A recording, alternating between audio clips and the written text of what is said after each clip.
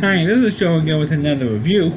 For the sake of this video, I'm going to be discussing the 1989 film Nightmare on Elm Street 5, The Dream Trial.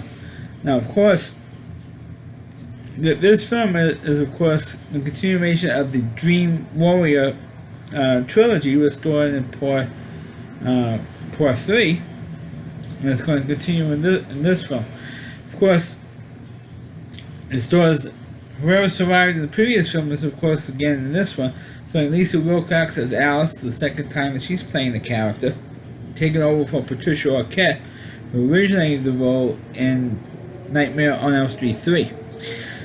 In the Dream Trial, she is involved with Dan, another survivor from the previous film, Nightmare on Elm Street 4. And this time, she ends up getting pregnant by Dan. But this time, this is how Freddy Krueger gets even by trying to inhabit the unborn Alice's unborn child and get reborn again, and again for the fifth time in this film, in this film series. So Alice figured out what's going on, and of course, eventually. Of course, obviously, by the end of this movie, eventually does get, kill Freddy, or at least stop Freddy from doing whatever he had in mind, and that's taking over her unborn child. But this time, instead of Alice being the hero of the film, who fought back against Freddy, this time it's her unborn child in the dream world, and the kid was about it looks like maybe about 8 years old. Or 10 years old, if that.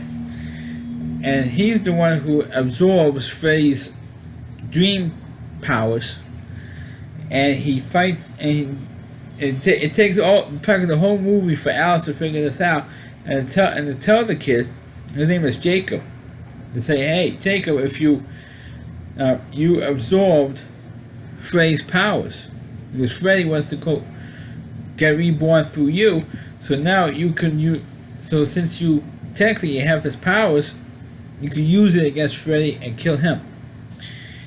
And so in the end battle, the kid, this little like maybe 8-year-old kid, fought back against Freddy and of course defeats him at the end.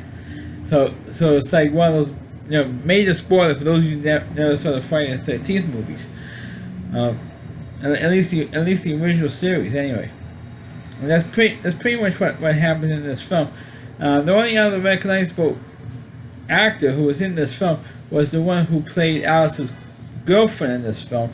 I forgot the actress's name, but she was in a few movies back in the 80s. She was in The Principal with James Belushi, and she was also in the movie Summer School with Mark Harmon. She was the girl who had dyslexia. The learning disability, where she sees everything, the letters backwards and stuff.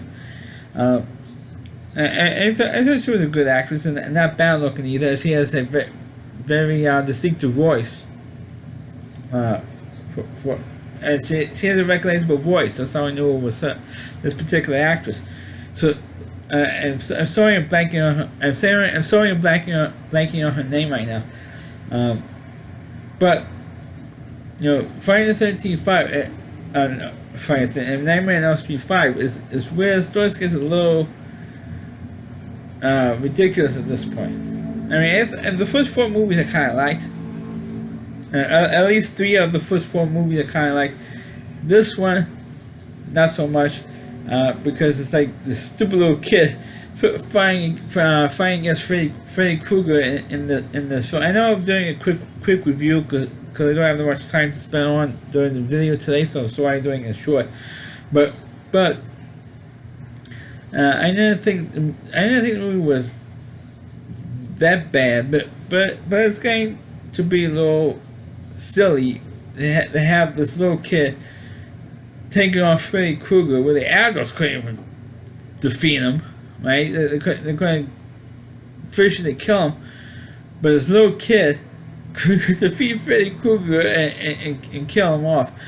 But we all know that he's going to come back. Freddy Krueger is going to come back in Nightmare on Elm Street 6. Because there were technically 6 movies if you don't count the Freddy vs. Jason film. If you don't count that one, there's really like 6 movies. And thank you. There's really technically 6 movies. So, but this one is like one of the sillier ones with the kid.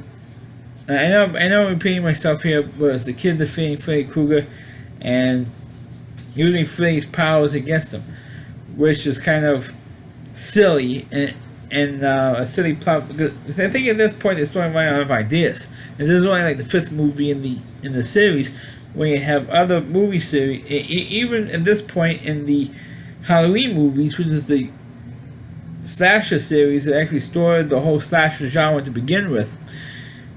Even they were getting silly by the 5th movie, but at least throughout the 5 movies, with the exception of Halloween 3, it has a consistent storyline. But and you can say the same thing for the Nightmare on Elm Street movies. They have a consistent story through all 5 films. I mean, it follows one after the other pretty much. But it's getting really silly to have this little kid, Freddy, and of course the adults, of course, naturally in these movies, they don't believe the teenagers. I mean, they're telling you what's going on, and of course, just like in the TV soap operas, when somebody tells the truth, no one believes them. But if you tell them a lie, they believe the stupid lie and not the truth. That's what happens in the Nightmare on Elm Street films as well. But I mean, it was kind of fun to see this little kid defeat Freddy Krueger with his own dream powers. I thought that was really silly, but in an entertaining way. You get entertained by a silly plot point, and that's what happened in this film. So that's my review of the movie A Nightmare on Elm Street 5, The Dream Warrior, The Dream Child, I should say. Please click on the video, please subscribe to my channel, please forward this video to your Facebook pages, and check out all my reviews and on my YouTube channel at rallyc.com, that's all WDY, and c.com, that's the homepage in the Rally Reviewer, Christy Moore. Please check out all of his videos on his website. Thanks for watching, and catch you next time.